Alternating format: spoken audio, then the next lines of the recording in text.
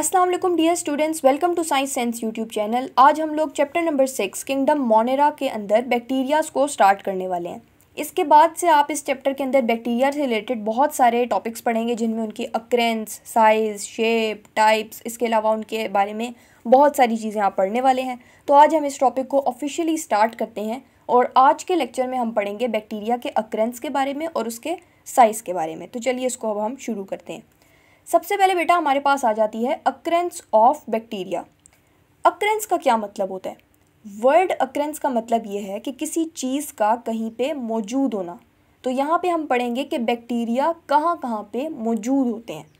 तो bacteria are wide spread in their occurrence, यानी कि बैक्टीरिया बहुत ही वाइडली स्प्रेड होते हैं, हर जगह आपको मिल सकते हैं। They are found almost everywhere in land, air, water, oil deposit, food, decaying organic matters, animals, plants, इन सब के अंदर हमें बैक्टीरिया मिल जाते हैं। बेसिकली यहाँ पे हमें ये बताया जा रहा है कि जो बैक्टीरियाज होते हैं ना, वो उनकी डाइवर्सिटी बहुत वाइड होती है, वो हमें हर जगह पे मिल सकते हैं। ये पूरा पैराग्राफ आपके सामने शो हो रहा है, इसके अंदर जो 4 इंपॉर्टेंट बातें की गई हैं, उनके अंदर एक तो ये है कि they are wide spread, secondly they are found almost everywhere, thirdly कि उनका काइंड जो है और उनका नंबर जो है वो वेरी करता है फ्रॉम लोकेशन टू लोकेशन, और जो चौथी बात है वो ये है कि वो हर किस्म की इन्वायरमेंट के अंदर प्रेजेंट होते हैं। लाइक हॉट स्प्रिंग्स में भी होते हैं, पॉल्यूटेड सॉइल्स में भी होते हैं, नेचुरल फ्लोरा में भी होते हैं। तो अब मैं आपको इस पूरे टॉपिक को एक्सप्लेन करती हूँ। तो इस टॉपिक के अंदर ये बताया जा रहा है कि बैक्टीरिया जो हैं वो बहुत ज़्यादा, उनकी डाइवर्सिटी वास्ट है, वो हर जगह पे मौजूद होते हैं। पानी में, दरिया में, समुंदर में, इंसानों के अंदर, प्लांट्स के अंदर, एनिमल्स के अंदर, डेड ऑर्गेनिक मैटर के अंदर, हर जगह पे बैक्टीरिया मौजूद होते हैं। अगर हम फ़र्ज़ करें इंसानों की मिसाल लें तो हम लोग लैंड पे रह सकते हैं, पानी में नहीं रह सकते। अगर हम फ़िशेस की बात करें तो फ़िशेस पानी में रह सकती हैं, लैंड पे नहीं रह सकती। तो हमारी जो डाइवर्सिटी है वो लिमिटेड है, जबकि जो बैक्टीरियाज़ हैं उनकी डाइवर्सिटी लिमिटेड नहीं है, वो आपको हर जगह पे मिल जाएंगे और हर किस्म की इन्वायरमेंट के अंदर मिल जाएंगे।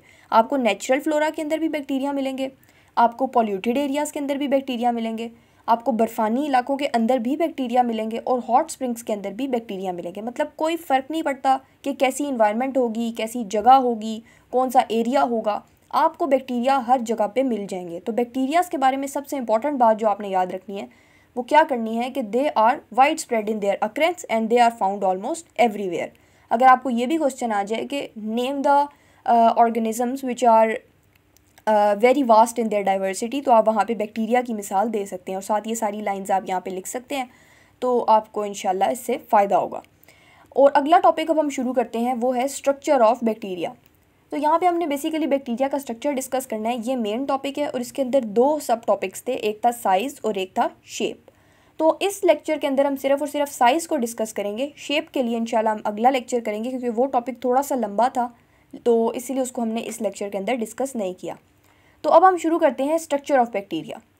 All bacterial cells have a cell membrane, cytoplasm, ribosomes and chromatin bodies.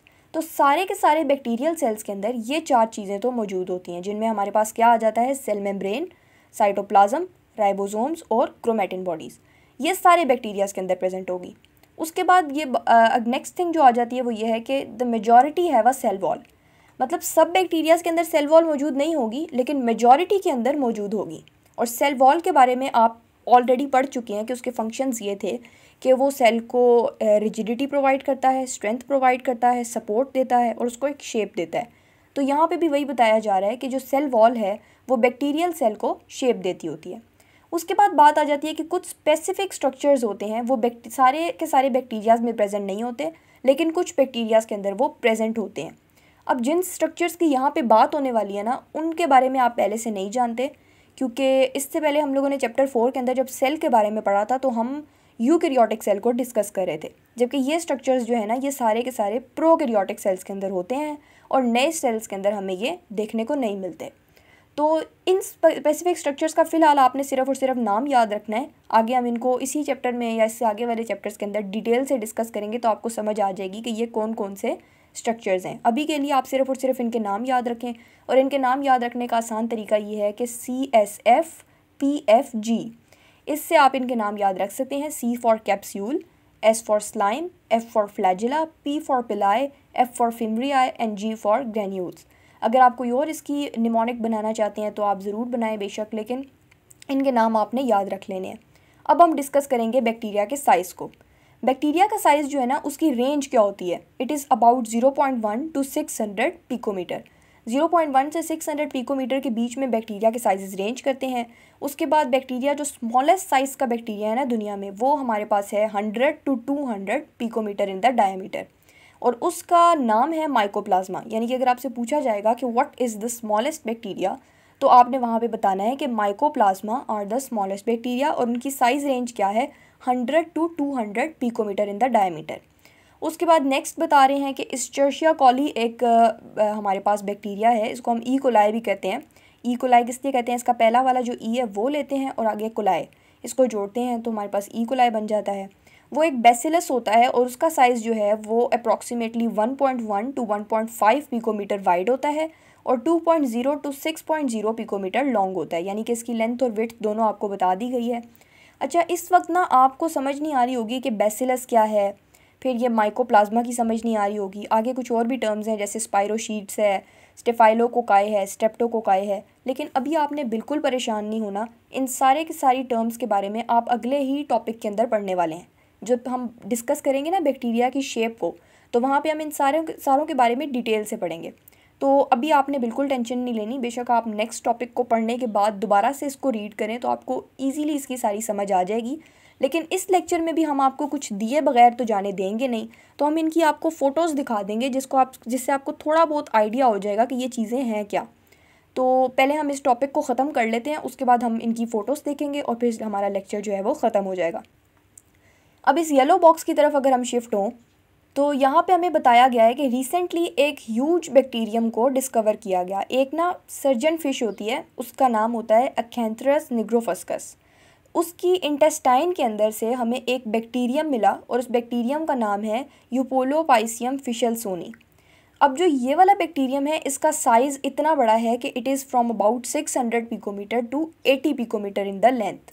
तो अच्छा खासा बड़ा इसका साइज़ है। इतने बड़े तो यूकैरियोटिक सेल भी नहीं होते।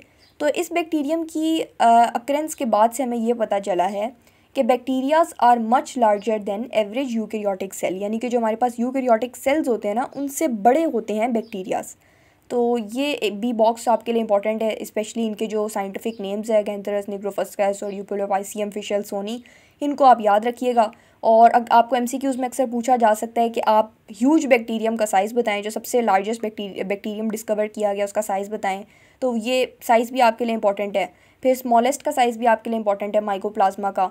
इस्चर्शिया कोलाई जो है ये काफ़ी इंपॉर्टेंट है, इसका साइज़ भी इंपॉर्टेंट है। तो ये सारे एमसीक्यूज़ आपने याद कर लेने हैं।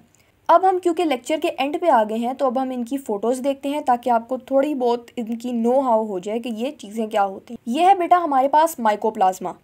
उसके बाद ये हमारे पास आ जाते हैं इस्चर्शिया कोलाई। यहाँ पे उनके बारे में लिखा हुआ है कि दे आर बेसिलस। जब आप अगला टॉपिक पढ़ रहे होंगे ना, तो आपको पता चलेगा कि bacillus basically rod shape bacteria होते हैं। तो यहाँ पे ये भी आपको रॉड्स के जैसे ही दिख रहे हैं, इसीलिए इनको हमने बेसिलस कहा है। तो ये आपके सामने इस्चर्शिया कोलाई की पिक्चर है, यहाँ पे माइकोप्लाज्मा है। तो ये हमारे पास है स्पाइरोशीट। ये क्योंकि स्पाइरल शेप होता है इसीलिए हम इसको स्पाइरोशीट कहते हैं। उसके बाद ये है हमारे पास स्टेफाइलोकोकाई। ये बेसिकली सर्कल शेप्ड बैक्टीरिया होते हैं, राउंड बैक्टीरियाज होते हैं जिन्हें हम कहते हैं कोकाई, और उनकी एक टाइप है जिसको कहते हैं स्टेफाइलोकोकाई। वो मैंने आपको यहाँ पे दिखा दी है। आगे फर्दर इनके बारे में डिटेल से इन सारी शेप्स के बारे में हम पढ़ेंगे नेक्स्ट टॉपिक के अंदर। तो उस वीडियो को आप लाजमी देखिएगा ताकि आपको और मज़ीद समझ आ जाए। आज के लिए बस इतना ही। Thank you so much and अल्लाह हाफिज़।